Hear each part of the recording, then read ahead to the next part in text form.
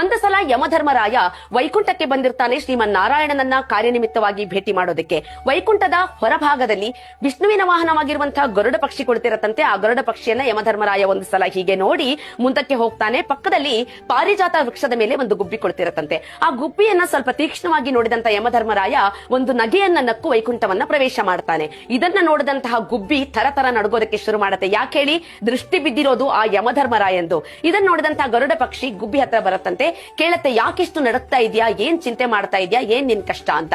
ಆಗ ಗುಬ್ಬಿ ಹೇಳತ್ತಂತೆ, ಈಗ ತಾನೇ ಯಮಧರ್ಮರಾಯ ನನ್ನ ನೋಡಿ ಒಂದು ತೀಕ್ಷ್ಣವಾದ ನಗೆಯನ್ನ ಬೀರಿ ಒಳಗಡೆ ಹೋಗಿದ್ದಾನೆ. ನನ್ನ ಆಯಸ್ಸು ಮುಗಿತು ಅನ್ಸತ್ತೆ ಗರುಡ ಪಕ್ಷಿ, ನಾನು ಏನ್ ಮಾಡ್ಲಿ ಇವಾಗ ಅಂತ.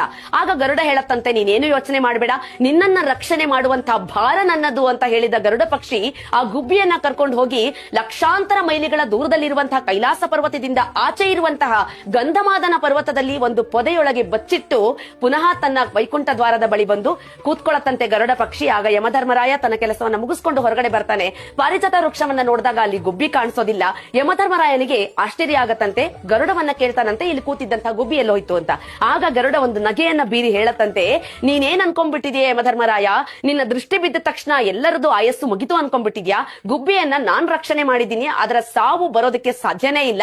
ಈಗ ನೀನ್ ಏನ್ ಮಾಡ್ತೀಯಾ ಅಂತ ಹೇಳಿದಾಗ ಯಮಧರ್ಮರಾಯ ನಕ್ಕು ಹೇಳ್ತಾನಂತೆ, ಎಂತ ಕೆಲಸ ಮಾಡ್ಬಿಟ್ಟೆ ಗರುಡ, ನಾನು ಏನಕ್ಕೋಸ್ಕರ ನಕ್ಕೊಂಡು ಒಳಗಡೆ ಹೋದೆ ಅಂತಂದ್ರೆ ನನಗೆ ಯೋಚನೆ ಬಂತು, ಇನ್ನು ಸ್ವಲ್ಪ ಹೊತ್ತಿನಲ್ಲಿ ಈ ಗುಬ್ಬಿಯ ಆಯಸ್ಸು ಮುಗಿತಾ ಇದೆ, ಸಾವು ಸಮೀಪಿಸ್ತಾ ಇದೆ.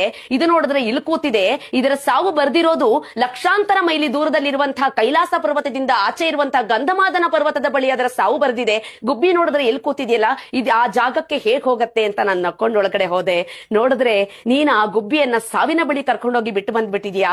ಶ್ರೀಮನ್ ನಾರಾಯಣನ ಕೃಪಾ ಕಟಾಕ್ಷ ಏನಾದ್ರೂ ಬಂದು ಗುಬ್ಬಿ ಆಯಸ್ಸು ಹೆಚ್ಚಾಯ್ತೇನೋ ಅಂತ ನಾನ್ ಅಂದುಕೊಂಡೆ. ಒಂದು ಸಲ ಸಾವು ಅನ್ನೋದು ನಿಶ್ಚಿತ ಆದ್ಮೇಲೆ ವಿಧಿ ಲಿಖಿತವನ್ನ ಯಾರು ಕೂಡ ಬದಲಾಯಿಸೋದಕ್ಕೆ ಸಾಧ್ಯ